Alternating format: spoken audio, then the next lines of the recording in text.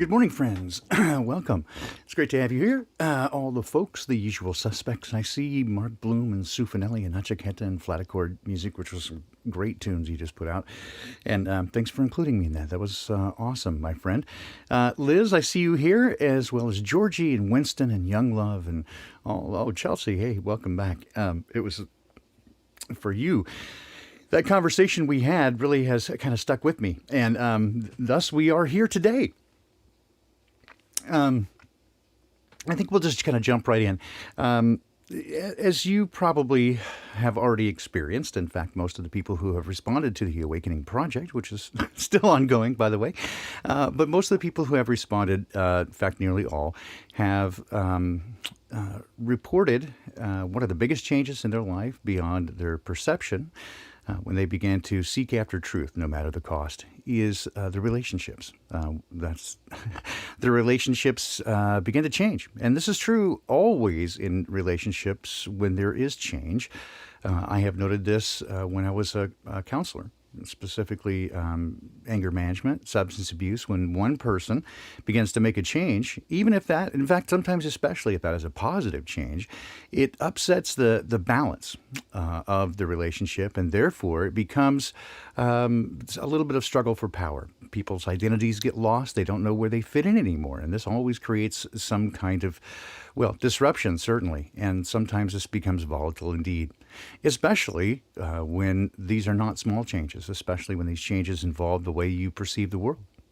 And then, as is nearly always the case, those who see the world in a new way embrace these profound new truths and want to share those with other people, especially those closest to them. And depending on how that is received or not, that can, in and of itself, create some conflict. And how do we navigate these waters?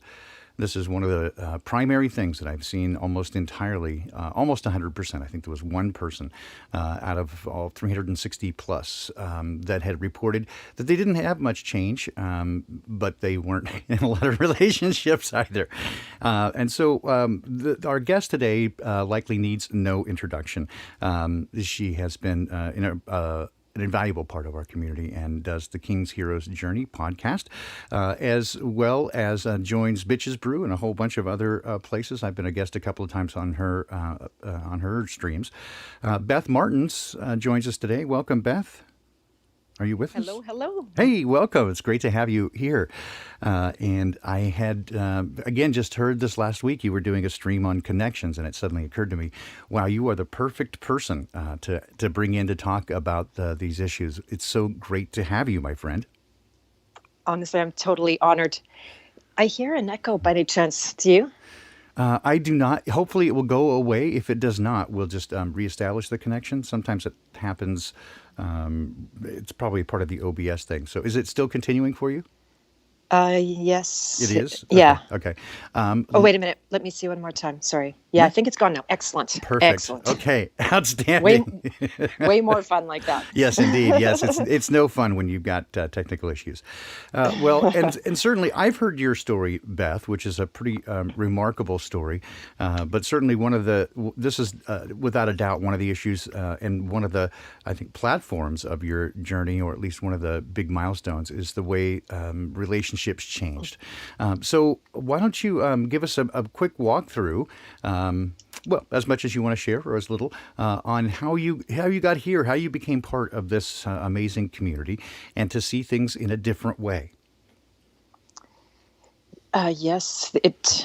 I think most or some of you know that I, back in the year 1999, was diagnosed with a stage 4 lymphoma. And it was a knock 'em down experience. It put an end to most of my relationships, actually. Interestingly, it was the time of many changes, but that was a big part of it. And on the other side, after surviving, working through some of those core fundamental issues, with my health, but mostly with my spirit, with my God, well, not my God, but with God, dealing with that spiritual element got me to the other side. I worked with archetypes. Most of you probably know that already. And I feel like the whole life since I was born, I was on the quest for truth. And I was annoying to everybody because of it. So I was not the, I was kind of a prickly kid, that I was the one who said no and who asked the hard questions and pointed out things that made absolutely no sense. So that puts a lot of stress on relationships right there, when you're the one who's willing to say. I was the one who's willing to say the stuff nobody else wanted to either look at or talk about or acknowledge the reality of. So the stage was already set from birth with me. And it wasn't until after I lost both my parents, who died within a couple of years of each other, that I found that fascinating, because the relationship with my parents would have been extremely different post truth, Yep. awakening. They happened at the same time. It was literally, my mom was out, and the lights went on for me. So I feel like that was very ordained Hmm. timing, right? That I didn't have to go into conflict with my parents around this. I mean, I don't guarantee that's what it was, but I'm pretty sure that's how It's it would very have gone. likely. Yeah. It's pretty likely. It's Yeah. pretty likely. And Yeah, they're not anti-establishment or willing to look pull the veil back that far. right. And it may have been, is it possible even that it might have been a hindrance to you chasing down the truth, if that was going to be, the implications of that were to damage or lose your relationship with your parents? Great point, right? Because there is a lot at stake when you're sticking your neck out. And I had a pretty good attack after my stream yesterday. Actually, luckily it wasn't somebody close to me, so it's a little bit easier to take. But nonetheless, Yeah. you do risk. And to me, this is actually the whole point of everything. And no matter whether you're in the context of this strange, uh, you know, era that we're in, but growing is always a risk. No And doubt. right, You're right. it's always risky. It actually, unconsciously, we fear it like death itself. Yeah, the fear of the unknown can be terrifying. It's Hmm. often said that we're far more comfortable with the demons that we know than the unknown, right? That's it. Even if we know how bad it is, the fear of the unknown could be far worse. So we dare not go there, into that hidden corner, right? Exactly. So Yeah. no, keep going. Yeah, I was just going to say, it's a wild card, because if you grow, there is absolutely no guarantee that people will come with you, right? Those that you cherish, that you consider to be primary in your life, there's literally zero guarantee that they're going to grow with you.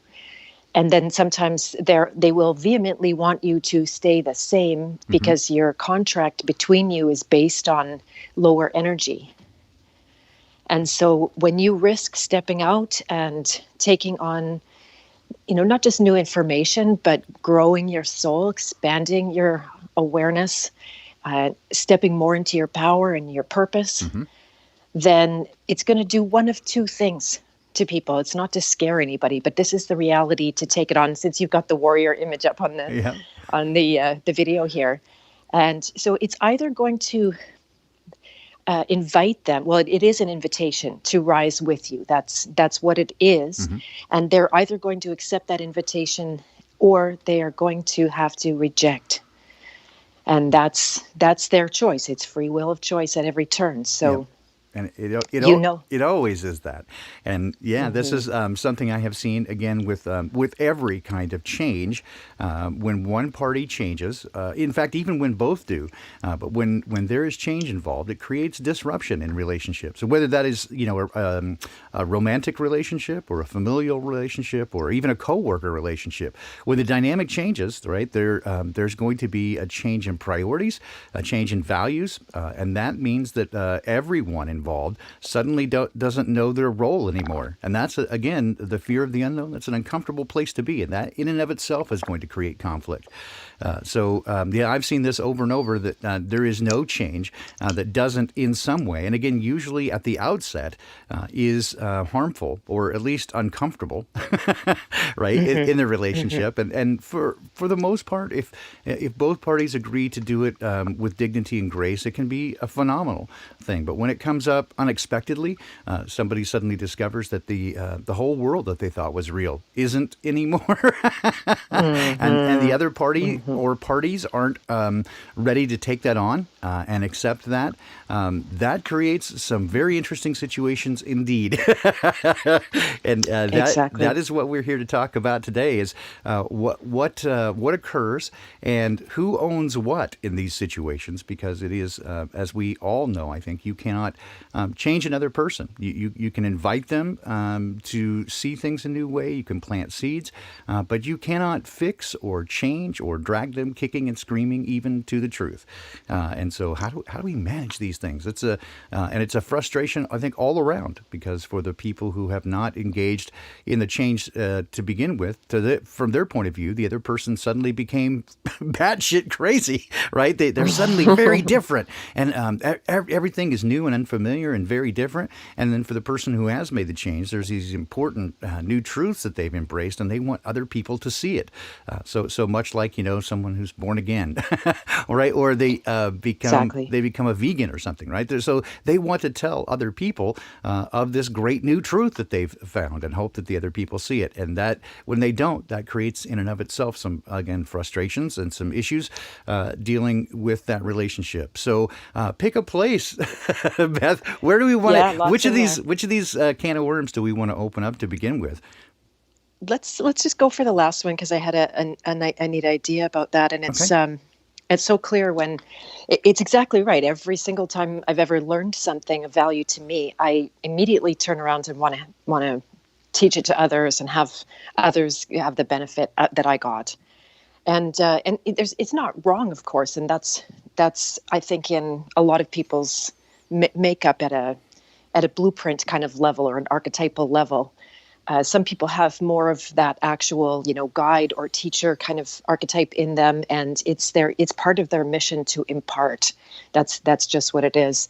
But I think that a large part of that is beautifully selfish, because until you turn around and teach somebody, you can't know if you have it or not.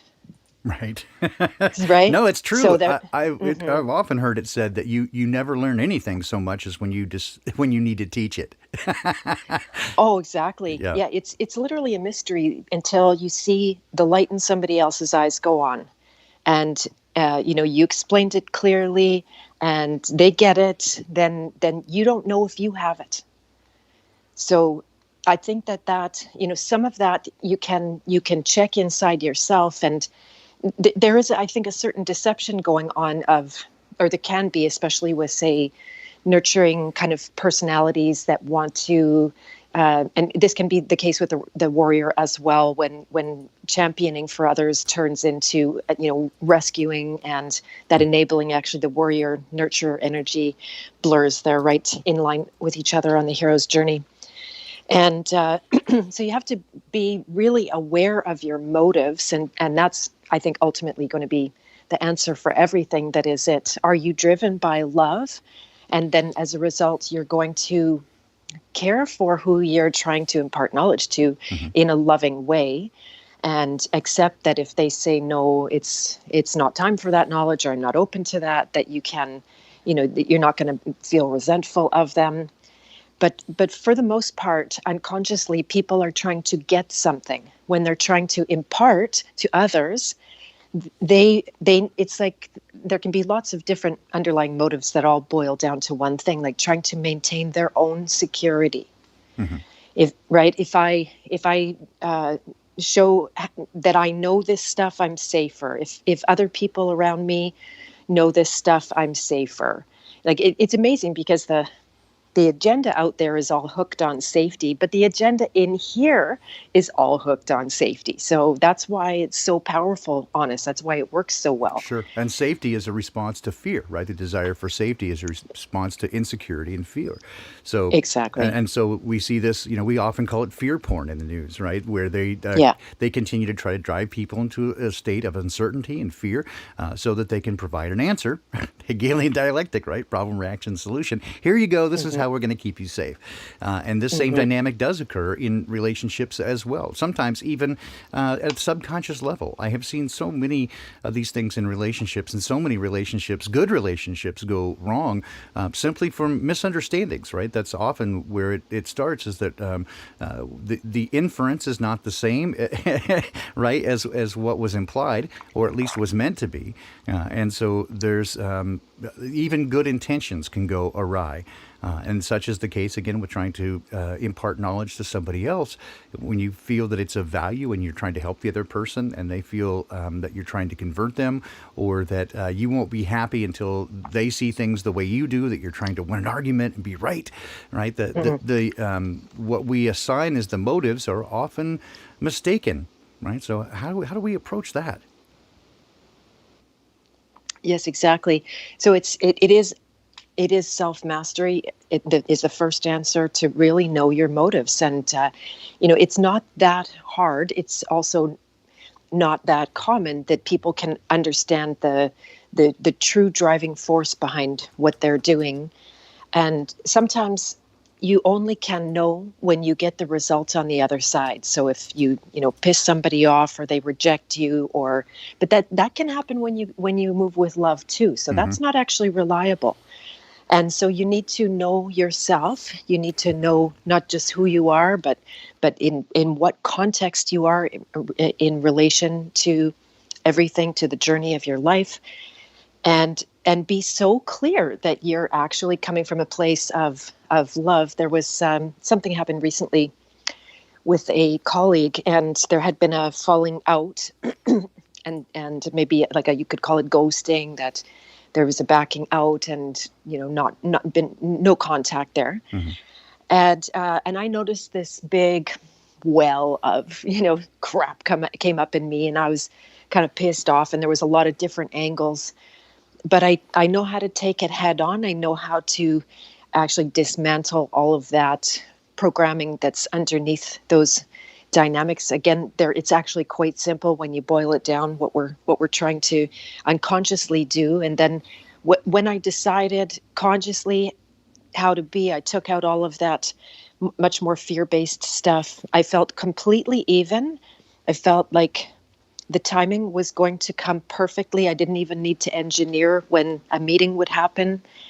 And that's exactly how it went. It just came up. All of a sudden, I had the inspiration, and we set a meeting time. We got on the call. I had zero plan about what to say. No premeditated, no script, no nothing, no trying to manipulate or control this person. I didn't know where they were at, so that was partly like, let's discover this. I had a feeling, because when somebody goes to you, it's not that good news. And then something came up and out of me that I couldn't have planned, and it was very, very forceful, and maybe even it could be seen as aggressive in a way, but it was totally love driven. And the impact of it was phenomenal. It was a complete turnaround for the relationship. And, I knew it could have gone the other way. That person could have used it as the excuse to hate me and never see me again and walk away. But they used it instead as an opportunity to rise and totally transformed themselves right in front of me. They were not the same person after a 15-minute conversation. Well, Beth, and then just one more thing. Yeah, keep going. Yeah. Just one more thing. Looking back, I don't even remember what I said. That's how much it was just coming through. Inspired. Yeah. Yeah. And then it's it's a beautiful rebirth of the connection. Yeah, it's a new starting point, right? It gives a firmer foundation, especially when those things are cleared up. Beth, you have hit on so many great points there. For those who have just joined us, again, I am speaking today with Beth Martens of King's Hero Journey, and we're discussing relationships and what happens in your relationship with it. And dynamics change because one or more parties have begun to see things in a different way. And how do you address those? How do you navigate these waters? But one of the things that, again, I see so important there that I wanted to touch on is that so much of what happens, right, we often trigger and cue off of the other person's behavior and response, right? How did they take it? How are they taking it? How are they dealing with me? But most of it, really, the important stuff is how are we emotionally managing what's inside? How are we responding to the other person or parties, right? How are we managing that? And I love the way that you started there, right? Is it certainly meets the litmus test that I always put up, which is if love is not the motive, God is not involved, right? And coming from that place of love in any of these situations, you can never go wrong there, right? You can never go wrong with truth and transparency and love. Right, those aspects that's like the three-legged stool of communication. There, you got to be honest with them. You got to come from a place of love, right, and just be transparent. Be honest with yourself as well. But Beth, talk a little bit more about that. About sort of winning the battle of the emotions inside you when everything's going topsy-turvy and the other person isn't responding the way you wanted. They're blowing you off, or they're not, in your estimation, treating you with, they're disrespecting you, right? They're not giving your thoughts enough consideration, for example. How do we address those? It's like you said, it's the only place you can work on it. And certainly I've tried extensively to do other things and test to see if it works, and it doesn't. If you try to, like you said before, if you try to change or fix or alter some other person's behavior or way they feel, then you're absolutely out of, there's no success can come of that. It's not the design of the creator. We all have free will, and that's the bottom line. You can't do it. We all know that, actually. I doubt there's a single person here that doesn't already know that. But it is an unconscious trap when there's the thing outside that hooks you. And, maybe it's a close relationship. The close ones, of course, are the bigger hooks by far. They have the most charge. They trigger the most deeply. They relate to wounds that may go back, maybe your whole life or further. And so when you have the memory that it's basically everything that you need is within you, that it's God didn't leave you without the resources that you need. It is, again, simple. The journey is inward to look at it. I'm not very far along in it, but my next book is called I Did It. Mm-hmm.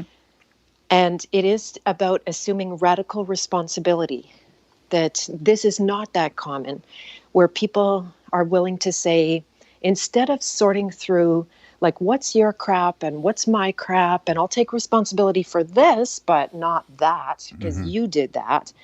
And this is a path of actually saying the whole thing, I did it. Right? Mm-hmm. And threading it back and finding the place where you made a choice that resulted in a certain kind of way of being or dynamic in that relationship, and treating it. Now, this is not the reality of it. This is actually much more of an exercise, because I don't know the actual reality of everything by any stretch, but I've seen what works. And when I treat it to be me, and I work on it inside myself, and work on it just means, first of all, to be aware of it. Second of all, to just allow myself to feel it, because that's the part that's it creates such an aversion. We don't even know how desperately we're trying to avoid our own feelings, especially around something that's not comfortable or resolved.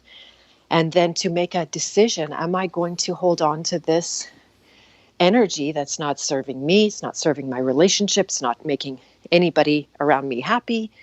And that decision to let it go, including the programming underneath it that says you won't survive it, because Mm-hmm. that's the kicker. That's why it has such a desperate hook. Mm-hmm. And then it's clean inside. And another approach is like, God, can you accept this from me, please? Mm-hmm. And you will see yourself, if you have the fortitude not to use it as a point of beating yourself. Like, it's not about finding all the things that are wrong and feeling terrible about yourself. That's actually another trap of the same scale. But if you can just humbly let it go, give it up, actually transform, become a new person, and let that pain teach you, let it mold you, let it give you the wisdom that it's trying to, and then you feel all of a sudden, and the proof is immediate, you feel lighter, you feel happier, you don't have any shred of anything but love for that person, even if you never want to see them again. Right? Yeah. Oh God, you're hitting on all of these, mates. So just excellent points, Beth. One of them, and I can't overstate its importance, is the profound. I don't even know what the profound growth in taking ownership, even for things that really, again, in a practical sense, might not be yours. But when you do take ownership, that's the only way it can ever be changed. If it's somebody else's, what they're bringing to it, you can't do anything about that because it's not yours, right? But Right. when you take ownership for it, it gives you the opportunity to then make changes there, and that you get to choose how you're going to address that. It's no longer giving your power to somebody else, right? And abdicating your choice and responsibility because, oh, you made me, look what you made me do. Right? And so now you're abdicating your own behavior to somebody else's control. And so I love that, right? It's something that I think we all have struggled with. I know I have many times in trying to, as you say, work through situations in a relationship. Go, okay, what did I bring into that mess, and how did how did I inflame it, or what did I bring to contribute to that? And as you say it, I think it's kind of a novel idea. Accept all of it, because when you do, even though we're again looking for justice, I think, right? We want some justification, and we want to feel vindicated. But when you do accept, even when it's not yours, it does give you power and control back in the situation. When you go, okay, now I can address these things. Right? It was so That's so beautiful. It was so meaningful to me when I had a counselor give me this book of adult children of alcoholic parents, right? And I thought it would be pointless because my parents were teetotalers. And she said, no, sickness is sickness. And so just look at it. If it works, then, use it. If not, I'll buy it back from you. I'm like, well, fair deal. And so I was immediately sort of horrified when I saw it because I was like, oh my God, this is real. And it clarified so many things that I just thought were in me just broken places, right? Character flaws that could never be fixed. Well, now I saw where they came from. And so my first, went through this range of emotions, and I suddenly realized, you know what, these things aren't your fault. But now that you know, it is your responsibility to do something about it. You can't just go on blaming, the rest of your life going, well, my parents fucked me up. Right? That would be easy, I suppose, but it doesn't fix anything, right? It doesn't change things. And they're certainly not going to come fix it, right? So this is what you suggest there in taking, taking responsibility and ownership of it, of all of it, is, I think, so powerful. I love it, and I like how you're talking about power and control as well, because sometimes in just maybe more new agey spiritual circles, then power and control are bad words. Even in a truther world, power and control can mean domination over. But the reality is, the real problem that we have with power control is people who pretend they don't have it. Right. Right. Because that's manipulation. Yes. Exactly, and then they need dominion over others in order to. Now they will never feel that they have power and control. It becomes that like hungry ghost. They keep trying to get it. When they do achieve controlling someone else's behavior, all it does is create a bigger hunger. So they have to get more of it somehow. That's what we're under right now. Every little move that is made, it's not enough for this beast. It needs to take the next move. and dominate us. So yeah, you are made of this power. You are in control.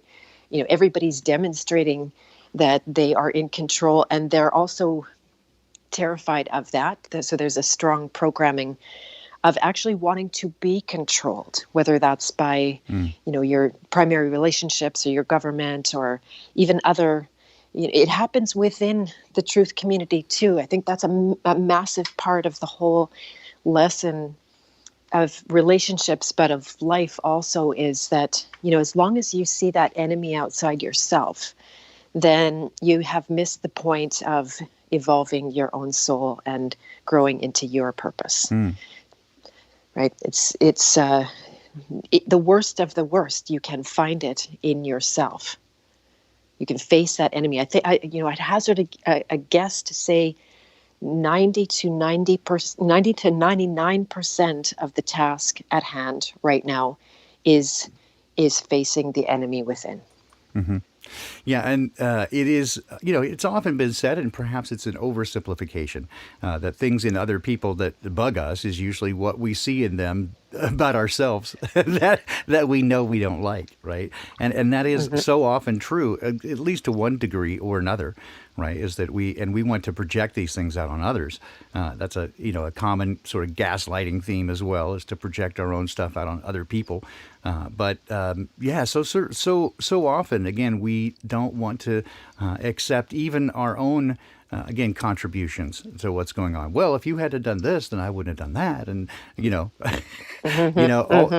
all the ways of a man are clean in his own eyes, right? That's something that certainly rings true from the book of Proverbs, right? Is that we all have a justification for what we do. And we can talk ourselves into often believing that we can do the worst things, but our intentions, if you only knew the situation, if you only knew, then it wouldn't be so bad. And yet, on the other hand, conversely, right, we look at what other people do and we judge their behaviors by our intentions, and they don't match. And so, suddenly we think they're a bad person, right? Because I would never do that. Again, this is you're only going to be you only stand 100% chance of being wrong. I love that. When you do, I love that. when you do that. So how is it that we can? What are some ways, Beth, that we can approach this so that we can more clearly see what we are bringing legitimately to these circumstances? I mean, everyone that I know, I've never met anybody who it does not have this sort of myopic blind spot right around themselves, no matter how empathic, no matter how perceptive, no matter what kind of great advice they're able to give others, and they can see right to the heart of situations. Man, when it comes to themselves, nearly everybody has this blind spot, right? They just can't see it. So what do we do? Yeah, well, that's a beautiful point. The blind spot is by design. We're walking with, right? I love you, Beth. You got right to it. No mincing words. I love it. Keep going. Yep. So it appears to be a paradox. Now, all paradoxes are just when our minds are fragmented and we can't hold two thoughts at the same time. So it's I think it's not really a paradox, but so it appears to be on the surface. Yes. That's right. So we all have to take our journey ourselves, and this time is of no exception, to see how, everything that is being done right now, as much as you want to follow the group and follow the leader and all that kind of thing, it's painfully obvious that it comes down to me and my choices and my intelligence and my willingness to dig in and get competent in the situation. So for everybody's hero's journey, they have to go on that journey. Nobody could ever in a million years go on your journey for you. If you don't go on your journey goes undone. Mm-hmm. And here's the other side of it, as if that you could never in a million years take your hero's journey without your people. Yep. Alone, right? Yep. That's it. So you have to do it, but you don't have to do it alone, nor could you do it alone. Exactly. It would be impossible. And I think I talked about it yesterday, probably even what might have inspired getting together today was was that you can't see yourself until you look in the soul of somebody else. That and see the impact, see the, never mind just looking, but being in that relationship and in that dynamic, in behaviors and actions that have followed, and you go like, oh wow, what a surprise! I had no idea it was going to turn out like that. And then you instantly have that opportunity to see something about yourself that you didn't see. It seems to be fairly infinite. I've been at this for a lot of years already. Fractal, huh? Yeah. Oh, nice. I love that. And yeah, so there's no end to the potential for our unfoldment. I love it, and my mind's blown by that word fractal now. But it is, isn't it? I mean, it keeps going, and every part is a holograph of the greater whole, right? And so it just keeps going deeper and deeper. And as with all things, right, the every answer that we have it leads to 10 more complicated questions. But I love, you immediately got to it. Why do we have this blind spot? Because we're supposed to be in relationship with others, and others that we can trust to speak truth into our lives with love, right? Speaking truth in love. That's what we need. And so then it behooves us, and here comes the major element, is to understand and know what love is, so we don't find ourselves in unhealthy relationships just for companionship and with people who do not love us, right? That's an important distinction to make, because not all relationships are healthy. Oh, by far, exactly. No, I was having a good cry before listening to your music. By the way, it was so nice. I had that on the speaker, and I like to just do a little bit of a run in the morning to get some energy flowing, and then the tears start coming, and I just start thinking about how many trauma bonds are being created right now, because people are so scared for their lives and seeing the things that are coming down the pipe at us. It's really intense in Manitoba. Holy crap! Right now we actually have international cops being installed, and there are police at the grocery store. I have a girlfriend who was kind of terrorized by one. They followed her, they tracked her. Just anyway, it's insanity. And then the relationships that build around that can be sheerly based in that fear. And there seems to be a place for it, right? What do they say about foxholes? There's some expression about when you're.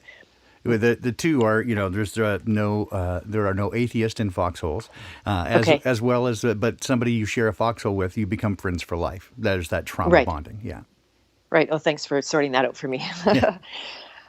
So it's a thing, and it's good that also maybe you've heard of funeral sex, that people when they come home and then affirm their love. Need some healing there. Yeah. Yeah. It has a certain place, but because it's based on fear programming. Then your contract in the future will either have to change or be dropped, because the relationship that is based on fear and fear-based programming, it will come to an end, because it's like the thing that we're dealing with. I did a little stream with Sergei Kvaltov, who talked about the difference between Chronos and Kairos in time. Chronos is the straight line that has a distinct beginning and a distinct end, and it's over. And that's not nature's way. That's the AI. That's the the soulless, artificial programming that we're dealing with. And so the beauty of that is that we know all of those programs, they have a lifetime. They will come to a finish. So if you bond over trauma, it will end. It has an expiry date on it. So then what people end up doing is that they renew the contract on the artificial intelligence. They go back into a place of bonding around trauma in order to keep that relationship. So you asked about the ways to approach and clearly see the blind spots. It's the same thing that it always is, that crazy, and some days I will fight it into the evening, and I'll still be fighting it, and I'll fight it right up until bedtime, and then I'll go to bed, and I can't fight it anymore because there's no distraction, and luckily there's no way out but in to go through the, whether it's the trauma and that fear. I've got a very brave client right now who is connecting with some traumas. I don't know why I've attracted them over the past years, but those who've been through actual ritual abuse and over the top, where they were actively being programmed, and it seems like that would somehow be off the charts or off the scale or out of this scope, but it's not. I keep proving it both to myself and through the eyes of clients, that by going into the darkest possible experiences, and here they are, I'm just going to name them because we can't look away anymore. And it's the fear of not surviving that is rooted or very closely related to the fear of having no control, and the fear of not having the love and approval of, can be yourself, can be other people, of course, and can be the creator himself. All of those core programs, the fear of not surviving is, of course, the most intense of all, and it's got some pretty ugly variations on it, that life itself is feared. Mm-hmm. And death is desired. Right? This is happening at the level of the psyche. People will be aware of it to one degree or another, maybe entirely not aware of it. Different variations are stronger in different people, but this is what's happening to us. This is what all of the actions, all of those political moves, all of the attacks that are coming at us. Mm-hmm. We have military deployment coming at us through a commercial system. Mm-hmm. So it's in disguise, but we are in World War III. We're under severe attack. And part of the attack is to make us hate ourselves. Oh, yes. And not trust ourselves, right? Yeah. Totally. In every way. You're too stupid to understand. You don't know, right? Just trust us. We'll take care of you. We'll tell you what you need to know and what you need to think. As Jason Gay says in chat, and I've said it before, the battle is for our very souls. And yeah, the opponent is not some external force, right? I mean, it's instigated outside, but the battlefield is inside you. That's where this war is being fought.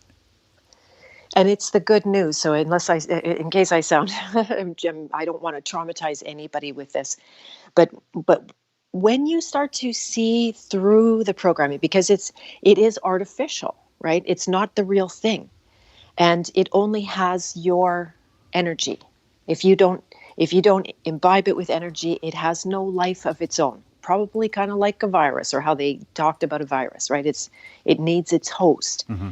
And so when you look into that programming and you have that strength that it takes, the warrior strength to look death in the face, at whatever strange variation it is, even see, like, it's so intense to see in yourself that desire to die. It's so intense. There's probably nothing crazier than that. But when you look into it, you look through it, you see it for what it is. It's a big fat nothing. It holds no power over you. As soon as you see it, right, it holds power over you when you let it drive you from that unconscious. And especially if you keep it in darkness, right? If you have to hide it, that's when it's got the most power over you. And what gets exposed to light, light is a great disinfectant, right? When you're able to open that up and be honest about it. So let's talk for a moment. Let's talk for a moment about the nature of trauma, right? One of the things that makes it so traumatic, right, is that what we see is that it's not just the initial or the one-time occurrence of it. What happens is you get a deep memory of a traumatic experience that affects affects you not just emotionally, but physiologically, mentally, and it becomes part of literally your DNA. But then the next time you have it, the new experience, when it reminds you of the old one, because this is part of our neurological makeup, we do pattern recognition, and so we begin to group these things together to better understand them. We do this unconsciously, but now the next one draws the memory of the other one. So we experience both of them. And then the next time, it's those two plus the new one. And then every time it becomes to feel similar, you experience it all over again. And so put years of this together, people become paralyzed. Right? They cannot move. They cannot get anywhere near the situation, and they're so easily controlled. Right? So how do we identify and then remove these triggers of trauma so that they don't have power over us, and that we can begin to heal those places? Yeah, you're saying it so accurately. The pattern recognition is both the curse of the trauma, but it's exactly the way out. So pattern recognition is how you do it. I talk about something called signature vibration identification. I made an acronym. No, that's good though. For fun, SBI. Yeah. And so every bit of our artificial programming that ultimately we installed. Nobody can do that to you, although the choice can be so deeply unconscious because your brain isn't even formed yet. Most of that happens, or a lot of that gets seeded, or at least, comes from childhood before there's any discrimination whether you should put that program in or not. Even as adults, we're still hard pressed to, it's usually a process of going on the other side to deprogram, to let it go. But I'm getting more and more glimpses of times when I don't need to go into trauma, that the injury is there, but the trauma doesn't need to necessarily happen. Now, the fact that most people are dealing with a lifetime of trauma, it does compound, absolutely. But I think what mostly compounds is, in addition, because traumas, you go and you beget new information, or not new information, but you'll go and recreate the circumstances. I think you said that. So you do end up with new problems on the old pattern. Yep. But I think a very big key is that there is, the pain that a trauma creates, or the injury, the pain of the injury, the psychic pain, the sense of separation, the fear of not surviving, the fear of not having any connection in the world, which is a death of its own. A soul death can be bodily death as well. What is the response to it is resistance. When you touch it, it's like intense. You are. I don't want to say naturally, because it's not natural, but there is a certain, you touch the hot stove and your hand pulls itself away. You don't have to sit and think, I wonder if I should pull my hand away. Reactionary. Right? It's just that, there's just this knee-jerk kind of reaction that is very much capitalized on. And so if there's an initial trauma, there's a resistance to feeling it. And that's partly wisdom too, because that the child might be way too fragile and unable to deal with that. They have to pocket it off and put that pain somewhere for a later date when there's enough maturity to start touching down with it. So you said something there, and I think it's probably good to just kind of focus on that for a moment, which is, again, you said we often then create that situation because it comes out of familiarity, right? So when we begin to sense cognitive dissonance, or we sense that things are going to go a little sideways, then what we often do is we've developed these coping mechanisms. And so we'll kind of move the situation into such a way that it will then mirror the traumatic situation, because we have a tool for that, even if it's unhealthy, right? And so we recreate the situation over and over. How do we identify and prevent that from happening? Well, that's the cure, though. So you don't, that's the intelligence, that's the wisdom to create that situation over and over again, because it's bringing your attention to that which needs your attention, to that, original pain or whatever it was. And that's not a mistake, or that's not a cruelty on God's part. That No, it never until is. Yeah. right until something can get your attention, you cannot heal from it, and so you're going to continue to create circumstances where that pain will come up. Now, the thing about the compounding thing that you were describing, that the resistance to it compounds. And every time you give in to resistance, every time you let the resistance stop you from doing that healing work that likely you know you need to do, Hmm. then the resistance gets bigger and bigger and bigger. And it can make the trauma itself appear, it magnifies it. Not to say it's not big. You don't even know what it's going to be until you get in there. It really is a mysterious realm of the unconscious. But it can trick you, it can fool you into thinking that it's so huge because you've got compound resistance Hmm. over time. But it's doing you the biggest favor every time you go and you get into the same kind of trouble that brings up that signature programming that's inside of you, that's got a certain kind of vibration. It's identical when you start studying the vibration There you of, go. of of right. It's Yes. trapped energy. It has a certain nature to it. And I have to give a spoiler alert at this point, that every single time I let programming go, I look back at what it was, and it's nothing what it appeared to be, Yes. for all, right? All that resistance, and it's practically not even there. The traumas are just stuck energy.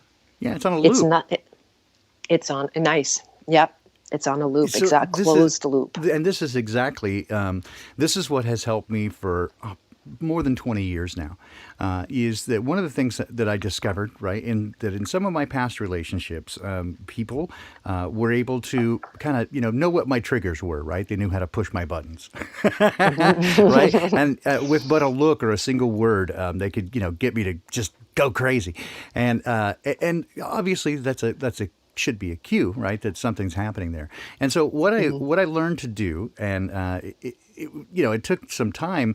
Now it's almost effortless. But at the beginning, basically what I did was anytime that like you say, vibration. That's a perfect analogy, a perfect description for it, because you kind of have to, at least for me, it was kind of turn up the sensitivity, right? So that every time that I saw any situation that my response was greater than what the input warranted, right? So whenever Mhm. I would, if something took me from 0 to 60, just like that, I could immediately look and go, okay, it's not this situation. It's a prior situation that I'm responding to. This is triggering a memory of a prior situation, and so I Mhm. need to look through and go kind of through all my memory banks and go, how does that feel, and what are other times I've felt this way, until I could go all the way back and identify the first time that I felt that way. What made me feel this way?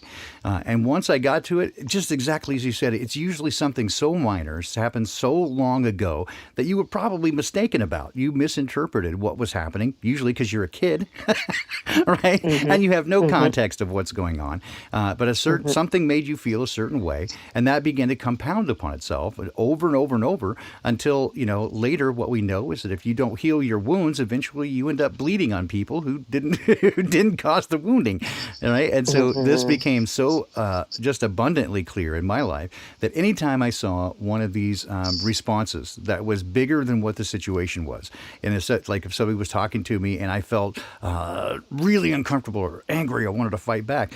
Usually, I could go back and see that this was caused by something I was feeling inside about a power inequality. Right, there was disequilibrium there, and so I felt they were pressuring me or manipulating me, or anything along these lines. These were all memories.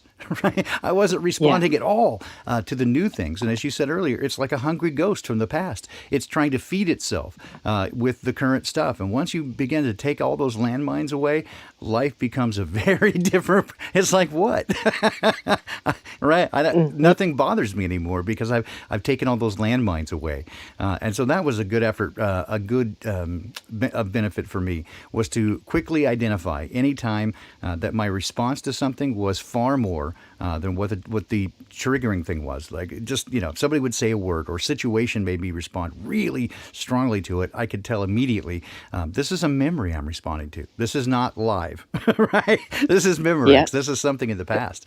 I love that. Yeah, it's wisdom.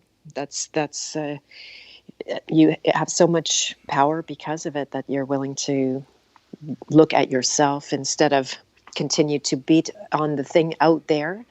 And again, the gift of it, which is almost impossible to remember once you're in that pain, right? Pain is pain. There's no way to minimize it. And like you said, even sometimes the pain of a child that it could literally be that I have a memory of, I was playing happily on the beach and I must have had an accident of some kind. And my mom all of a sudden just scooped me up and aggressively ran with me to get cleaned up. And I am, there. I can still feel remnants of that enragement that I went into. It was certainly it doesn't take me down or out or anything like that. But it's innocuous. My mom wasn't harming me. She wasn't beating me. She wasn't doing anything wrong.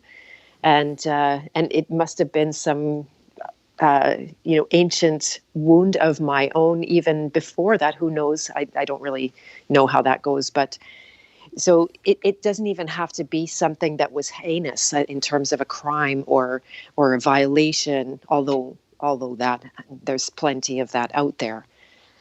So yeah, it's it is a Wizard of Oz kind of situation. Let's pull back that curtain and see how scary the guy behind there really is. And you don't know. I never want to minimize, because sometimes it can actually be way worse than people expect. Mm-hmm. So you don't want to go, oh, it's gonna, that expression that it's never as bad as you think it is. But sometimes it's worse, right? But sometimes it's worse. Yeah. Right. Exactly. Like, way worse.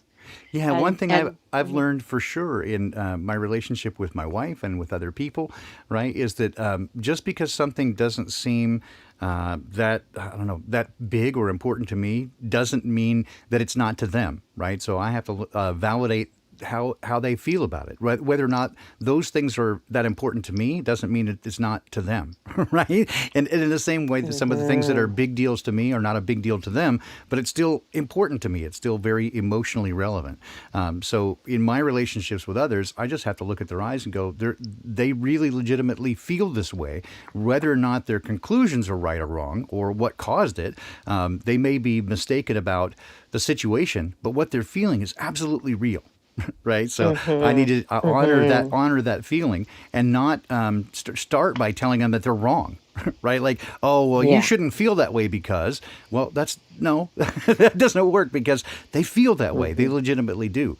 Right, so I try to again honor and recognize their feelings first, so that I can better understand again how we got here. And like I said, so many times it's just a misunderstanding. Right? They inferred something that just wasn't there.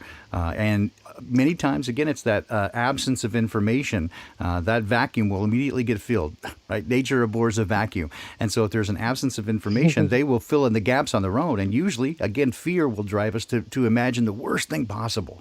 Right? So that's always a tricky part when you're dealing with relationships, especially love relationships or romantic relationships. Is there's so much writing on it, and there's so much in terms of our own identity, right, and how the other person sees us, and that we get so much of our validation by how we think they feel about us. Right, Totally. it's so big. That's brilliant. I'd love to speak to that. In terms of the sensitivity and honoring, like when you're dealing with a toddler and they didn't get the thing they wanted, and it's, it rocks them to the core of their soul. They're right there. It is the end of the world. And if you don't honor that it is the end of their world and agree with them about their feelings. But, if you're looking on without a truly compassionate eye, where you're saying, oh, well, there's nothing wrong in your life. Yeah, that's what are you stupid. crying What about? are you talking about? Yeah, you're just a kid. You don't know. Yeah. and you're okay. How many parents use that? You're okay. It's like, well, you're lying to me because I'm not okay. Right. And you must be stupid in the process. But what I've noticed is that, say, as I've removed some of the more obvious pains from my life, gone through multiple decades of healing, facing hard things, seeing my inner resource, I'm made of, what I can go through, seeing through a lot of pain, a lot of trauma. And what I notice is that, and this isn't to scare anybody or anything, but I'm sure you notice this too, Baldini, is that the even though I don't have as big circumstances, last night I have a moment with myself. The later in the night, and I said, like, okay, that's it. I'm going down. I'm just going to go down, and I'm going to stay down. That's it. And there's just a lot of psychic pain, and I'm looking around and I'm going like, wow, it's kind of a nice place I live in, and there's nothing wrong going on here, and it's actually perfectly peaceful evening. There's nothing wrong, and here I am on fire with pain. And it seems to me that the God's field, the playing field, is completely level. So it doesn't matter where you are in your life, where you are in your hero's journey, you're going to be experiencing that same level of pain, right? The thing that used to blow up in your face and be the source of pain, it was obvious. And as you go on and you manage a lot of things, then you're still dealing with the same thing, and it keeps us never saying, I've arrived, I did it, I'm the good one. Mm-hmm. And we get to stay in that humble place with it and recognize that no matter where everybody is at, they're at the same place, and to honor that. I don't know if that made any sense. No, it did. And what you're again saying there is it's exactly one of the best lessons that Dad ever taught me, right? Which is that pain is inevitable and suffering is optional. Right? That there's always going to be things that are painful because it's not in accordance with what you want, right? But the suffering comes because you can't accept it, right? You're unable to be at peace with that, and you're unable to adjust to that. And you want it to be different, and so that gap between what things are and what you want it to be, right? Hope deferred makes the heart grow sick, and you can't focus on anything else except for that missing component. But once you can learn to be satisfied and content, right? And for me, that's largely again found in my relationship with Dad, because I know that he loves me, and I know that he's always there with me, right? So I don't have to. Again, I know things might be bad, but I don't have to ever go through it alone. Right, I'm never abandoned. I'm never alone, and certainly more so that I have Madeline with me, and so that helps also. But I always know that it's always going to be okay with Dad. It may not turn out the way I want it to, right? But one of the big things that again I mentioned, it's so useful for so many things, is that difference between, as you say, the intellectual part of it and integrating it, and I call it that 18-inch mile between your head and your heart, right? That sometimes you can easily get something intellectually. Yeah, that makes perfect sense. But integrating that into your life to where it comes naturally, that takes time. It is like all these things. It is a process. It is a journey. It's never just snap. I got it. Right, exactly. And it never. I'm pretty sure it never ends. That's nature's way. We're on a spiral. It doesn't matter how high you go. There's always somewhere higher to go. Yeah. And that fractal nature, right? That it just keeps getting. That's it. Yeah, exactly. Yeah. So let's go back then to this idea of managing, again, not just our own stuff, because that is, as we've now gotten to, about 99% of the battle, right? Is owning our own stuff and dealing directly with it.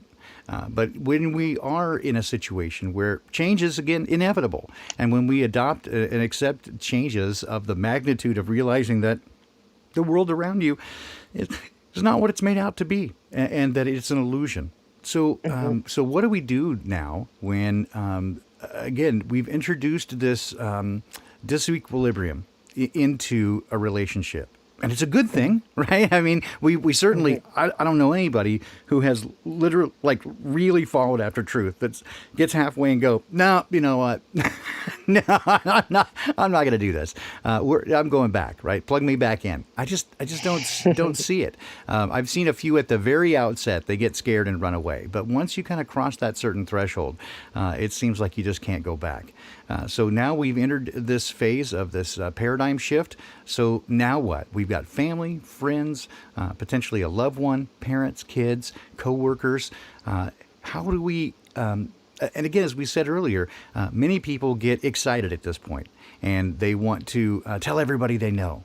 My observation is that doesn't necessarily always work. Right. And I don't want to discourage people from it, because I've had this conversation with so many people, right, about some people who are, let's say, for example, they like to flat smack or red pill people. Right. And that's kind of their thing. But they often, kind of ostracize or diminish people who don't do that.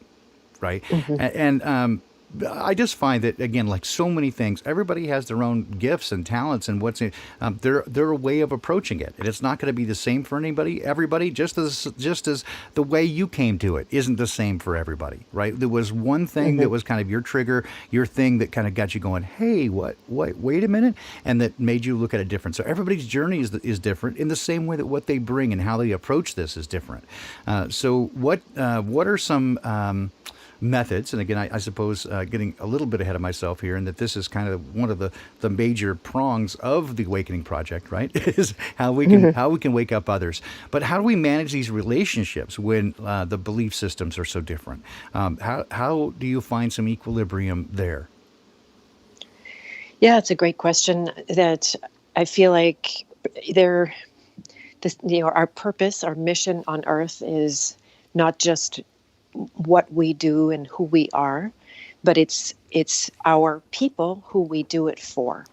Who are we wired to be with? And I think many people have seen that sometimes that's not their family, which is very strange, because you came in through that airport and it all seems you're very close. And many people have heard my sad story about, I got one text from my sister out of a family of about 50 people on my birthday. So I'm not looking for sympathy here, Wow. and I jumped for joy when I got the text from one of my sisters. And it was only one text. She was not willing to text back after I responded. That was it. It was over. So, that was my birthday cake for the day from my family. Wow. But I got hundreds of messages from other people that are my people, that are, I feel related to, whether many of them I have never met because they're around the world. And, so it's a strange point. It keeps you humble, I tell you, that whole thing. Oh, it does. And this tribe has definitely become my family. I got to say that real quickly is these folks who are in the chat now, these are my peeps. I have adopted them. You guys are stuck with me, I'm afraid. This is an amazing community. And thanks for being my family. Anyway, didn't mean to interrupt, but I just wanted to throw that out there. You guys are awesome. I totally appreciate it. I'm sorry I'm missing the entire chat here so that I can focus, but I'm going to enjoy that later with a nice cup of coffee. I do that too. And but I don't listen back to the streams, right? I just fast forward and catch the next bit of chat. It's an aversion I have. I don't listen back, mostly because it's stream of. I know they would improve if I did. I used to do that all the time when I worked in broadcasting, so I'd do a better quote show. But I just don't think of these as shows, right? These are conversations, and it's such stream of consciousness. I just try to let, where possible, let Dad speak, just like you did with the situation you were talking about at the top of the hour, right? That you can't even remember afterwards, and sometimes I just prefer to leave it that way. Yeah, I hear you. So yeah, that because you've got certain tribe, there may be relationships that are not your tribe, and maybe you're trying to make them your tribe, but they're just not that. And I would say that, say I came to your work, Baldini, and what has me sometimes wake up in the morning and like I would have been probably on your stream if you had a different guest right now than me. I would probably be listening and in the chat and enjoying that fellowship that I find. Mm-hmm. And it's not because you waved the flag and said you have the truth and everybody should come over here and listen to me. It's just that you shine and you have energy that attracts me. And when I hear you, I feel good, or I feel in touch with myself and my creator. So there is a natural thing that takes place, and it can be so difficult to trust that if you just do your thing and make it known enough so people can find you. You can't hide and have them find you. I think that's not as likely. But it seems kind of impotent in a way, or not powerful, because you're not going around trying to convince anybody. You're not pounding the streets looking for followers or converts or all of that kind of thing. And I think everybody knows that it just doesn't work. Yeah, and that's not my way. And I love, the way you describe it, and I'm so, again, honored and humbled. Such kind words, but I think it's true for all of us, right? I know right away I immediately connect with certain people as we keep talking about these vibrations, right? And it just resonates with one another. And so when we all are on that same frequency, that same wavelength, we just know. Right? It says in Scripture that spirit calls to spirit and deep unto deep. And I see that so often, right? You just know, these are my people. And that was ever so apparent at Flattoberfest. Again, shout out. Thank you, Karen B. for putting that together. And this is why, again, I so often recommend to people, especially after that experience, if you can get together with others nearby, absolutely do that. It will rock your world. Because I think, again, one of the reasons for this channel from the outset was seeing so many people feel isolated and alone after taking this step. And it is hard, right, to see so many people who feel so alone, and yet I'm sitting here going, but we're not alone. See all these people, you're all saying the same thing. And I'm like, okay, we gotta get together, right? Even if it's in the virtual space, as we've been doing, right? Getting together in the chats and having our virtual tent meeting or whatever you want to call it. It is phenomenal to me to see and feel the sense of love and compassion and just the interactions between people that is so positive and so encouraging. It does give me hope in the midst of all this darkness around us. And so all the time that I get frustrated and sometimes just get really frustrated, like this last week was really difficult to see the people around me behaving in such just a horrible way. But when I get back together with you guys, it's like, oh, yeah. oh, yeah. This is good. I love it. So thank you again for you and your streams and what you're putting out there. And again, Rose 777 and Cammie and Bob and everybody that's putting stuff together. And those who don't, those who like Sue Finelli, she's everywhere, right? Supporting all the content creators. And, she's like the glue that holds us all together. And I love that. It's like everybody brings what they have to bring. And nobody gets left out. Nobody gets left behind. There's no more important. I'm not more important than anybody else, right? We're just all in this together. When I see people like Flat Earth Fokker, Mac, need somebody like, we had some knucklehead going, it's some conspiracy. He's trying to scam people. And I'm like, what? I met Mac for the first time at Flattoberfest. We'd never interacted with each other before, ever, on a stream or anything. But we probably didn't say 20 words to each other at Flattoberfest because I was making coffee and he was being Mac. but he's in our community, and so I saw that he was in need when he came back. It's like, how can I not help? I don't have much, but I can at least talk to people and say, hey, get on board and help this guy out. And we've become fast friends since then, right? Because we're on the same page. Just even though we hadn't met prior to that, we're again. I love that we all come from different directions to the same zip code, show up in the same parking lot, and I really want to see what's inside that building. Right. We're Mm. all out of here having a tailgate party, and so again, I love that. I love this community so much, and this is why again I feel like I want to serve and do what we can to figure out how do we manage these relationships when it's been said that blood is thicker than water, Hmm. right? But you I know. guys are like my blood, right? You guys are my relations, and so now we've got these other relationships around us that. They're still important, right? Your family's still going to be your family, even if it's healthier for you to step away at times, or to Hmm. not interact. Right. That sometimes that is Yes. the sad truth of it. That it's simply not healthy to be in or stay in those relationships. And so, how do we find those? How do we find that place where the fulcrum, where it's like, okay, at this point, I think I'm just going to need to take a break. What does that look like?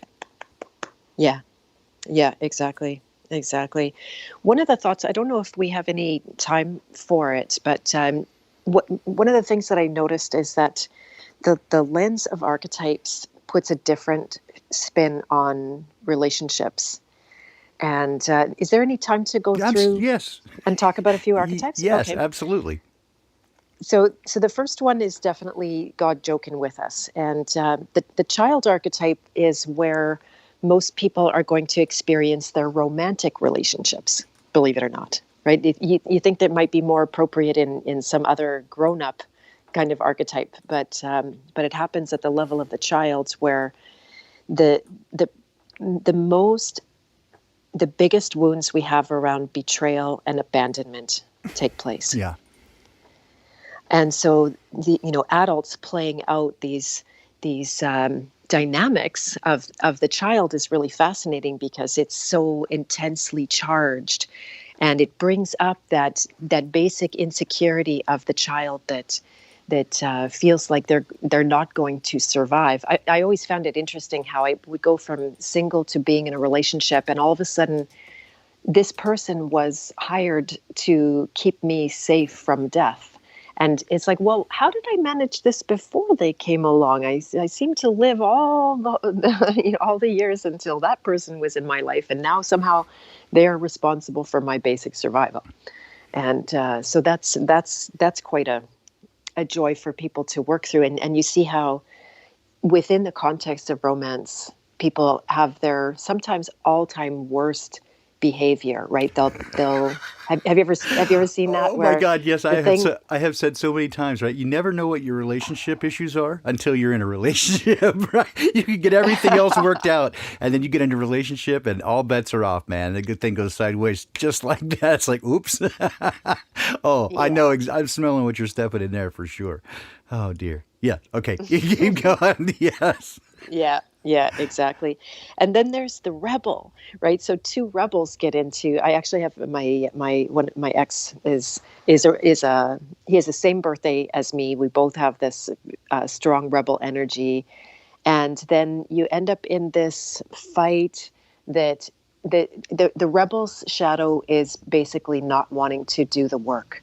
And so when it comes to relationship, that hard work, like we talked about feeling the trauma, deprogramming from the artificial stuff that's going on in there, looking at where you've come from and what triggers you, being responsible. So the shadow rebel doesn't want to do that, and they fight because they are perceiving the work is hard, and they don't want to do that work, or they perceive it to be boring. It's not exciting because there's a lot of dynamics in relationship that is exciting and brings a lot of color to life.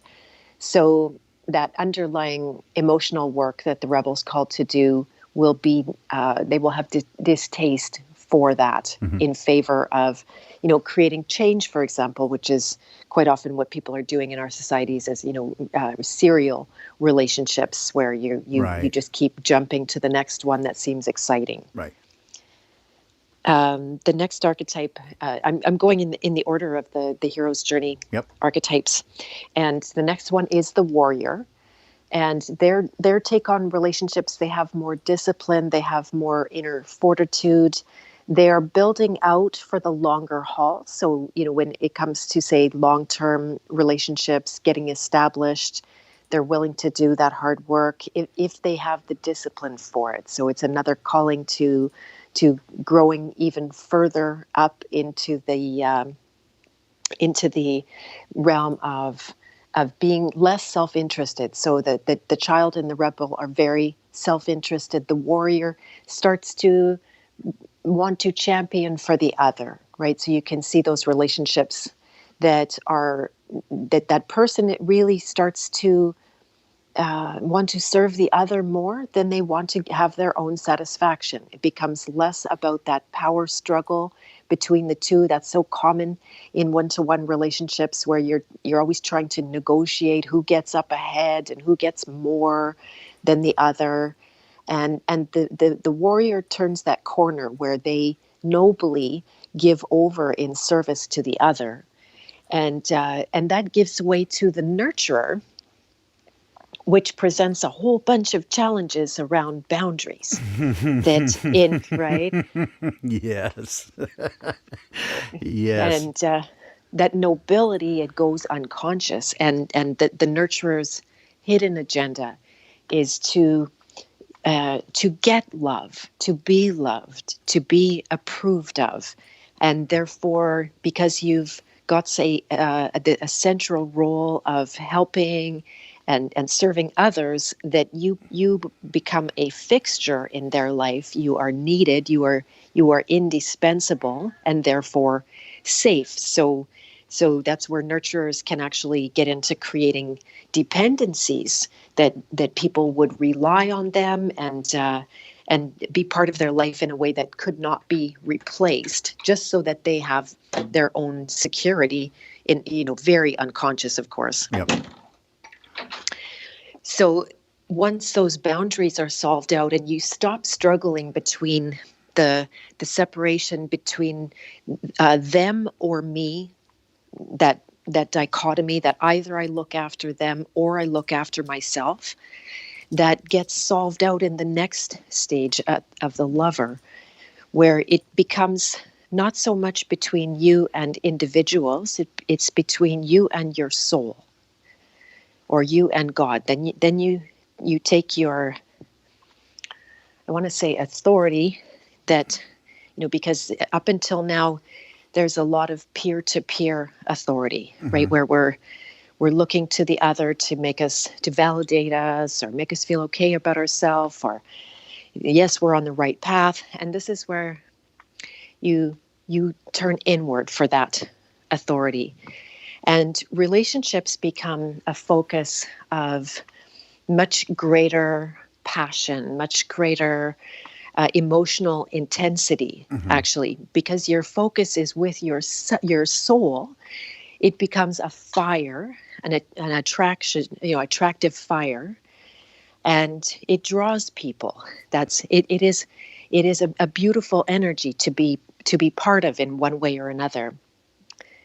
And then the trap of it being obsession and compulsion, where the love experience, whether that's with one's own purpose and the relationships that are purposeful, that come through that, they become, there's like, you will die for that love. You're willing to kill yourself for that love experience.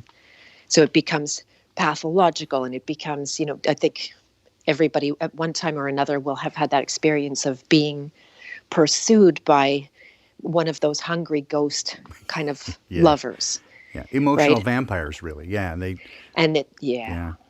Yeah, you got it. And that gives way to the next phase of the journey, which is the hedonist. And it brings the relationship, again, can become extremely myopic. It is an internal, in the unconscious, and it's an internal quest for pleasure, to make life worth living. That's not wrong, because without pleasure, there's actually nothing to live for, and that's spoken like a true hedonist. But the true nature of that pleasure is as a path to the divine, right? That's the energy, and actually I'd love to talk about the masculine and feminine archetypes as well, but that energy that it generates coming from that deep soulful place, the biggest pleasures of life are the purposeful ones, not the empty ones, not the just feeding that hungry ghost. And in the context of the relationship, generating that pleasure, because just to look in somebody's eyes, it's a pleasure. There is a it's subtle, and then when you're in a closer relationship, and there's connection, and it is a greater pleasure. And then say between a romantic union, there's all of that pleasures of intimacy. But if it's taken to be its own destination, because that's the trap and the trick that people feel like they've arrived when they've got their pleasures worked out. They've got their comforts, they've got what they need, and a couple, for example, will stop there, thinking that they've it's a destination, and yet it will go very stale and it will go sideways, and the greater the pursuit of pleasure will leave you more and more empty, because the true nature of it is to connect you both, or all of you, with the divine. And once that's established, it moves you forward into the king archetype. And the king in relationships is very interesting, because you've got a whole new dynamic where the relationship goes from one-to-one to a focus of one-to-many, right? Where there's, like yourself, you've got your audience, and I see you go out of your way to be in one-to-one relationships also, and prayer requests and all of that beautiful things. So it's not void of that, but you're looking after your kingdom as a whole. And that has to be the case. The relationship is no less intimate. It shouldn't be distant from that. That's a shadow of a king that feels like they need to pull away from the intimacy of those relationships. They need to divorce themselves from their people in order to do what they do. But it is at a different place, so the imagination of, I want the perfect king in my life, and then it's like, but yeah, that king's going to be really busy, because he is so focused on taking care of his world, that my role in his life would be to support that, and to support him, right? Like, rather than for myself what I'm going to get. Mm-hmm. So that king has a mission, a very strong mission, and needs people around to be part of that mission. And the downfall, the shadow, is where that king is going to, and this is what we're dealing with in the world, the psychopathic element, the dominion over others, the need and the desire and the hunger to constantly control others. That's the big trap. And so if your relationships become an arena for that kind of power and control and dominion, then it's messy, and it's not clean. It's going to represent a lot of conflict. People will fight you and struggle against you. And the only way you'll be able to control people's behavior in those relationships is by scaring them. A coercion of some kind. Yeah. This is coercion. This is exactly, and on this topic right here, again, if you didn't catch it and go back, I don't remember what episode it was, but it's power over versus power under. These are exactly the concepts that I was getting to in that regard, right? Is that, as you were mentioning, the king, and I'm like, yeah, this is exactly how I approach it too, is the difference between, again, as you say, power over, those who wish to wield power and control others, versus the way I try to approach it, which is power under. And that power is, again, your ability of self-control and what you bring. And so the power under is merely supporting others and giving them a platform and a place of stability from which to work, right? So your power is used to lift up and not to push down. And it's a very different approach, right? So it's a matter of lifting people up and encouraging them rather than squashing them down to meet your own needs. You're focused on meeting their needs rather than getting your needs met. Amazing. Yeah. And you turn into, rather than expecting your subjects to serve you, it's the opposite. You are serving your subjects. That's what the Exactly. benevolent leader does. Exactly. Uh, And I yeah. don't see them as Yeah. again subjects so much as family, right? So, and Oh, totally. I feel a responsibility for people, so that it is something that again, if I can, whatever I have to bring, then I feel this burden of responsibility. And again, when I say burden, it's it's a need. The burden is not painful, and there's with no bitterness that you carry it, right? It's a desire that you have to serve others and meet their needs as best as you can, while again, first taking care of yourself first. It's not selfish. You must take care of yourself in order to be able to carry that load. But once you take care of yourself, and then you have the strength and the capacity to help others. Again, same Mac again. Flat Earth Fokker is a perfect example of that, right? Is that I don't really have any extra, but I could count on everybody to toss in some, and all of us together were able to move him forward some, right? And so, in a way that there's no way I could have done it myself.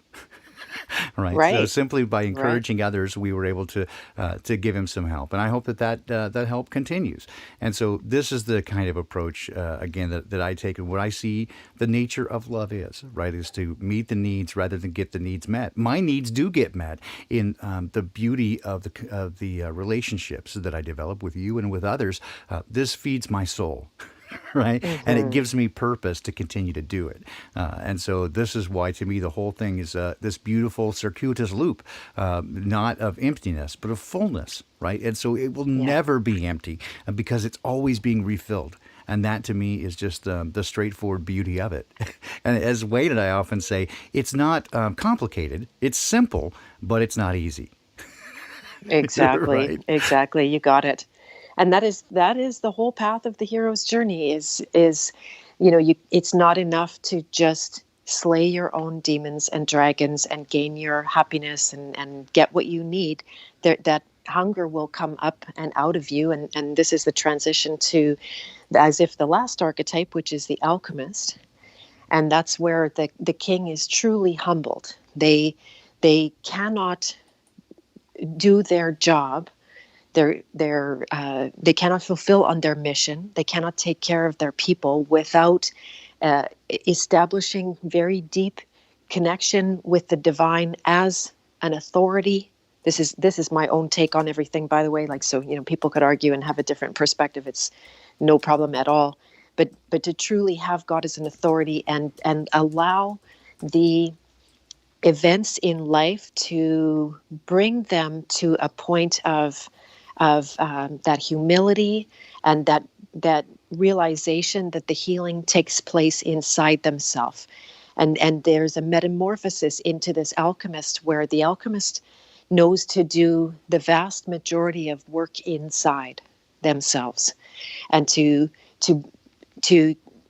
alchemize and transform the pain into awareness, the pain into growth, the pain into knowledge and wisdom, and to heal all of the. You've used the word fractals, and I'll use the word fractures. Mm-hmm. All of those breaks that probably those two are the same thing, just in a different context. But where we've become broken, where traumas were left unhealed because there was no capacity to deal with it, going through the worst things, holding the opposites, and in any relationship, that's almost always one of the dynamics where one person is strongly vying for a certain direction, and that gives the other person some opposition and resistance, right? So it's a chance to deal with the opposites, to see how the masculine and the feminine are not actually opposing each other, how they work perfectly together and in fact are whole, to marry the internal masculine and feminine energies, so we don't lose energy to all of those splits and Yep. fractures, and return to the people with the elixir, because all of that, what you can do inside yourself, you prove that works, that you can get results, you can change your life without having to muscle around with anyone, right? Just a small example of a relationship that was greatly healed with my son some years back. I write about it in my book. And things were going sideways with his dad, and it was going sideways with my son. It was spiraling out of control, and I was very sure that I needed to change something about my son and something about his dad. That was very obvious to me that there was wrong stuff going on over there. I needed to handle it, and then I got that bored in the face moment where and the right mentors always show up on the path, the right mentor at exactly the right time. Gabor Mate, if you're not familiar with him, he's done a lot of really great work. And he just put it to me like that you have to, or reminded me what I already knew. You have to do your work, and there's nothing so attractive as a happy parent, which I was not anymore. And so I stopped working on my son. I stopped working on his dad 100%. I went to work. I remembered what I already knew about doing my own work, and I did it religiously and quite thoroughly, to a point where all of a sudden things completely shifted. My son's disposition to me was entirely changed. He was attracted towards me where he had been rejecting me. He was listening to me where he had been shutting me down. He was turning to me when he was having any kind of a struggle, trusting me, being loving with me. Complete transformation from literally the opposite behavior. And so that's the alchemist's way to deal in relationships, that the vast majority of it can be done with internal work. And you can wait for the moment to see if it comes, if something on the outside needs to happen or not. Sometimes that internal change is everything. And the outside symptoms change right in front of you. And that willingness to be the one that not only does the work of the inner healing, but then turns around and is available to others for that. Absolutely. Yeah, I mean, right. That's the full circle. Yep, and you are getting it back full circle to the entire purpose of of this conversation, right? Is that once you've made those changes in yourself, you become the light on the hill, right? Where you don't have to drag them kicking and screaming. You don't have to convince or convert or coerce anybody into seeing things the way you do. The confidence that comes with knowing who you are and what your purpose is, right? And as Matt from Quantum of Conscience would say, the meaning of life is to discover that life has meaning. Or I would say specifically that your life has meaning. And once you discover what your purpose is and you can move forward with that purpose in your life, then you become a force of nature, something to be reckoned with. And that is attractive to people. So when you light that fire and put it up on a hill, as J-Bro would say, right? When you light a candle, do you put it under a bushel? No, you stick it up on a shelf where everyone can see it. And you light the whole room. And this is exactly the way I see it, is that when you begin to take on these roles and when you make the changes within yourself, then people, the right people, are then drawn to that. And so those who are ready and willing to make that journey can go with you. And those who are not, there's nothing you can do to make them come with you. They're simply not at a place where they're ready to, and it's going to create frustration for everyone involved.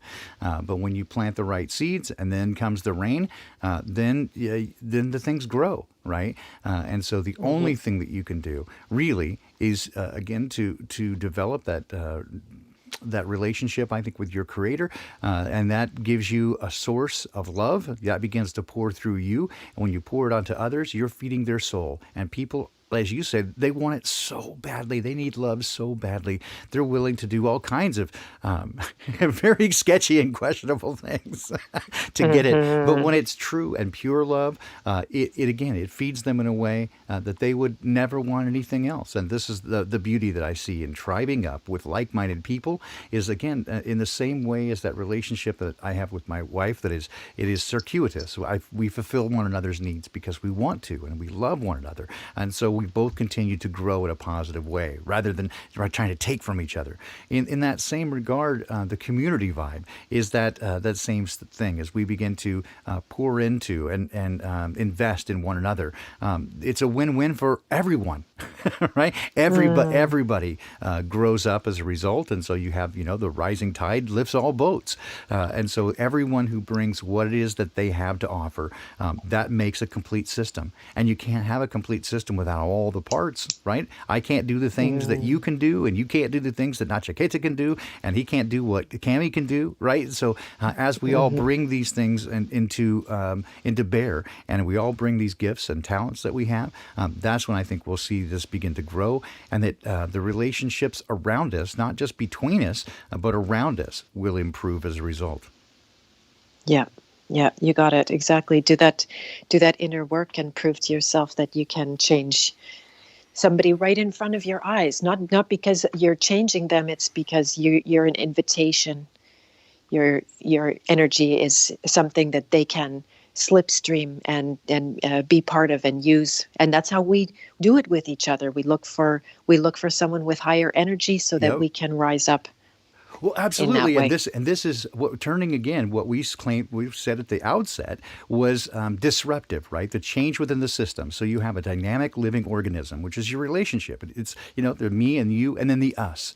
And so we have that. It gets disrupted. It gets changed, even though that change is positive. There's some disequilibrium. But by taking that and turning it into a positive, then you bring more into that relationship, and it helps it grow, or at least there's that potential to, right?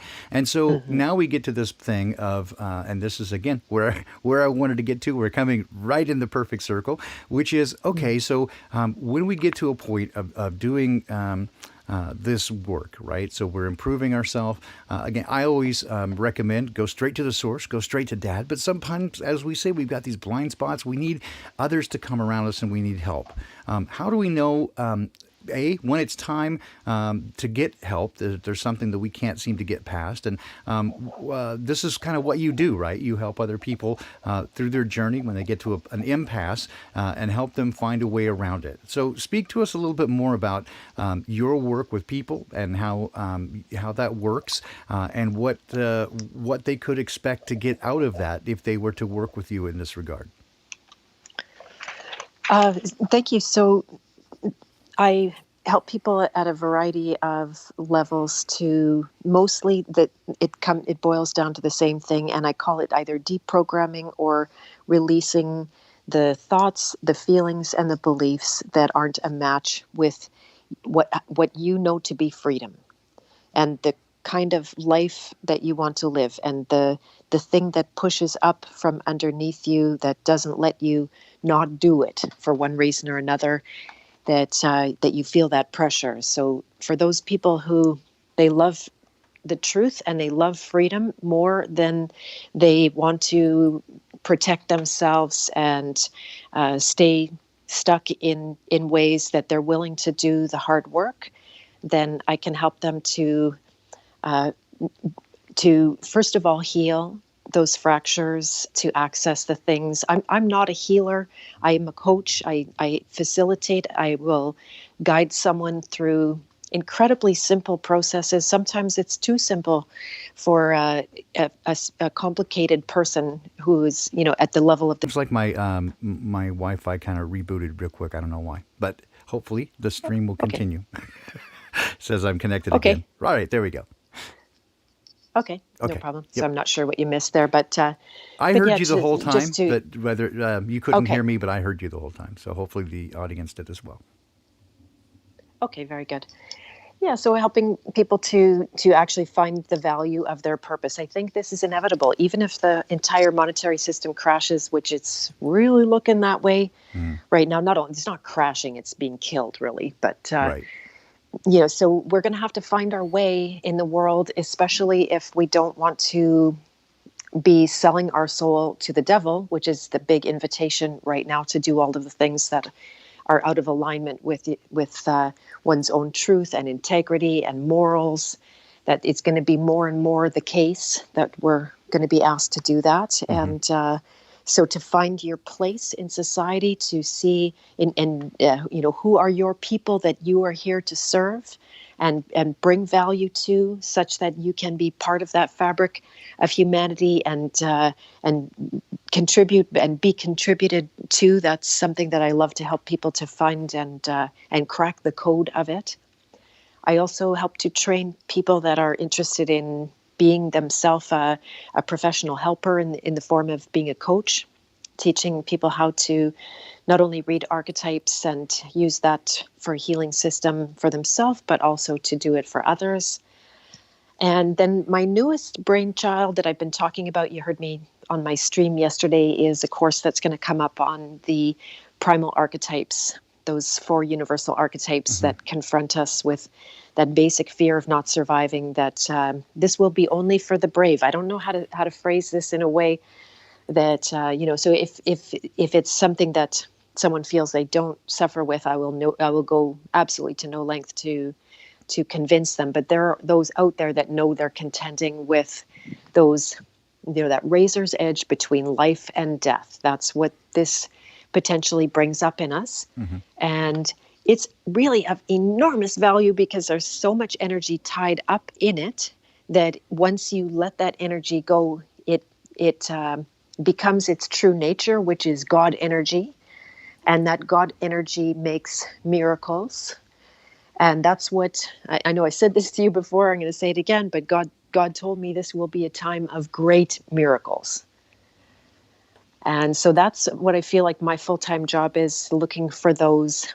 I don't care how small or big they are, the transformations that people are courageously making. Because at the end of the day, none of us get out of here alive. It doesn't matter, whether we die at the hands of the bus hits us or the New World Order takes us down, Right. or whatever. Right. Right.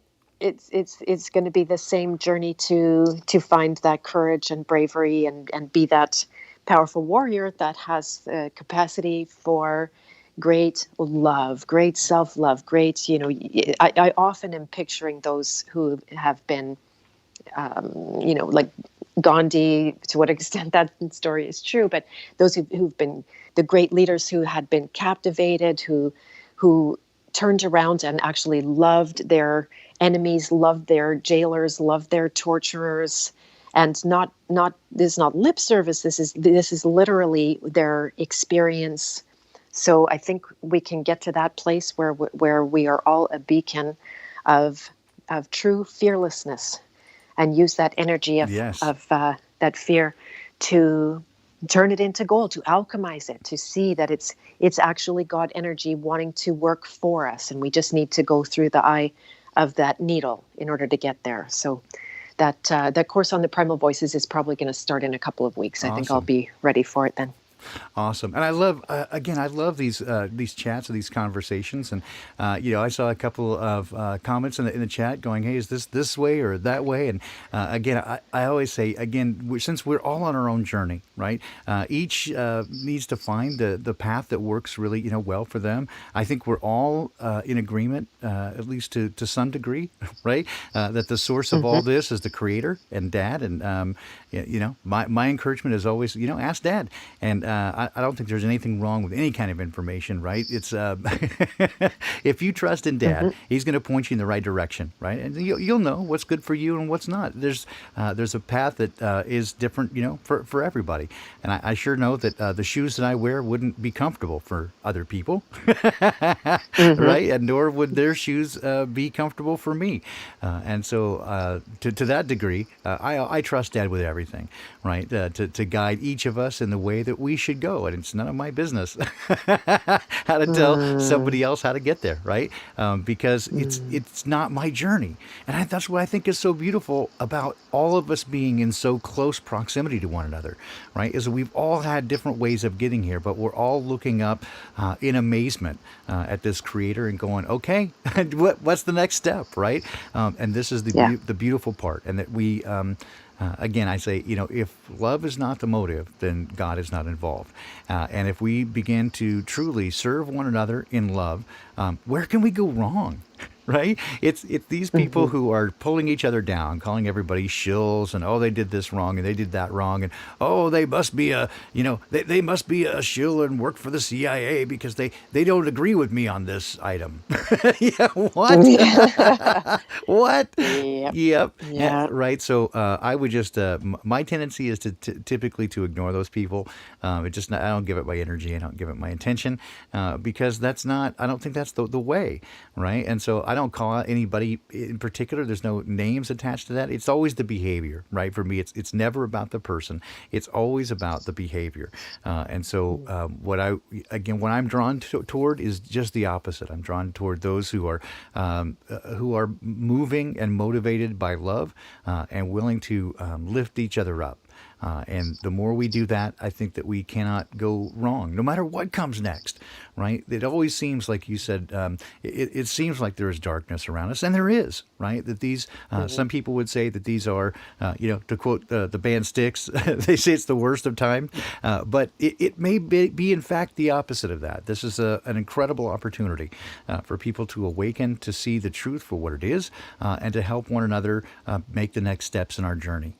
So to that end, whichever method seems to work for you, right? Whichever exercise routine is good for your spirit, right? Let you and Dad work that out, right? Figure that out, and then come back and tell us what works. I guess, right? That's what we're doing, right? We're sharing the things that worked for us and that made a profound and enlightening difference in our lives, and we want to share those things and share them with others. And we certainly know that the nature of relationships do change whenever you introduce change, and this has been a huge transition for most of us, is to awaken and see the world in a very different way. And it has brought a challenge and in many cases a great deal of difficulty to those relationships around us. Sometimes the very closest of those relationships can be challenged. And I know that there are people in our chat right now who are struggling with all their relationships, their familial relationships, their romantic relationships. It seems like every direction they turn, the world is opposed to them because of the nature of the hypnosis and the lies that we're surrounded by. And so, again, I just encourage all of us to support those people, to support one another, and to really recognize that this is our family, right? This is our new family that we have kind of adopted to one another, and so we should support them as such.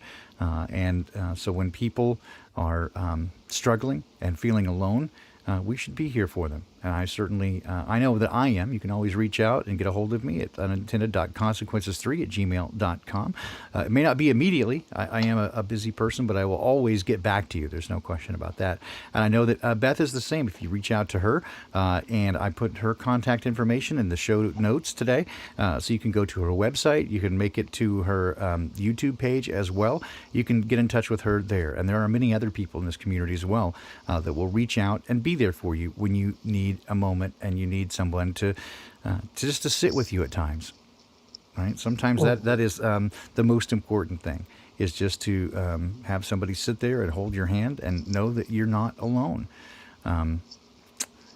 Anything else that anything else you'd like to add before we put a bow on it today, Beth?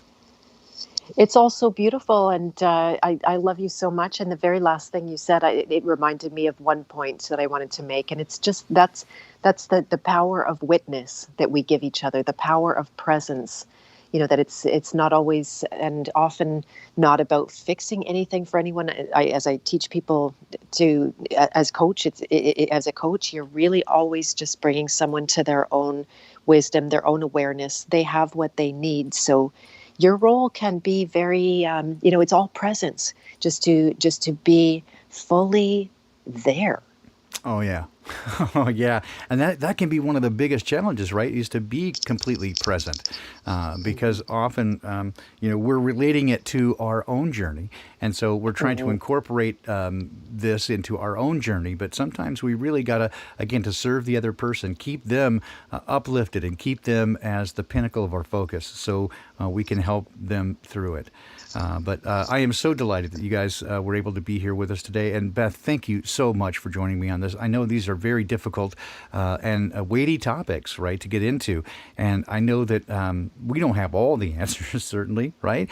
But we've certainly seen enough that we can share with you what we know, at least where the pitfalls are, and some things that definitely do work. And I know that we're all here to support you as well. So again, thanks to everybody in the chat. I'm so delighted that you were able to come along with us and that you're here and joining us every week. I'll be back tomorrow morning early at 7 a.m. on the West Coast for Ancient Wisdom for a Modern World, as we take a look at Proverbs and sayings and some noodling. And then tomorrow evening is an intermediate episode of Sorta Scriptural, which is Sola Scriptura with a couple of extra letters that makes it sorta scriptural. I appreciate everybody who comes and hangs out with that. I'll see you again tomorrow morning, as well as Tuesday and Thursday with the Poppycock Report. And Beth, are your shows, are they not regular? They're just sort of whenever you can get somebody to join you? I go by inspiration at this When the stage, spirit moves you. I love that.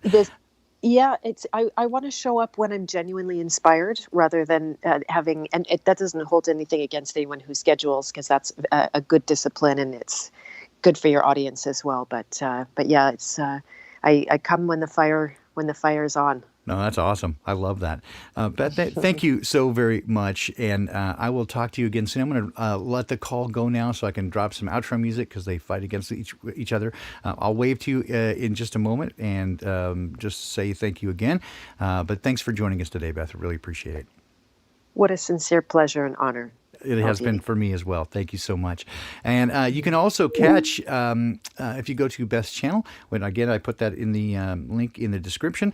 I've got a couple interviews that between Beth and I, that we had conversations on her channel. And those are some terrific conversations. Beth is very inspired, and her ability to look at the nature of relationships, even with ourselves, is she is really astute at these things, and she really does call it. I always learn something every time I drop in on her conversations as well.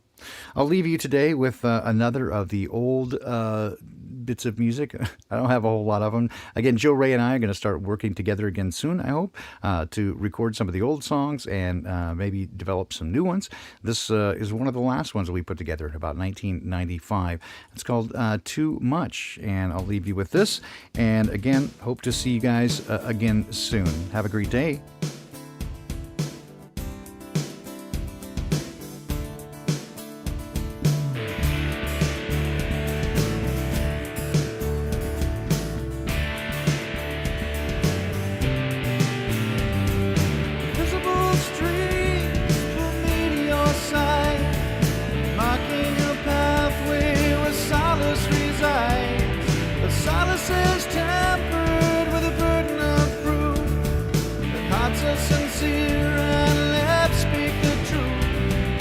And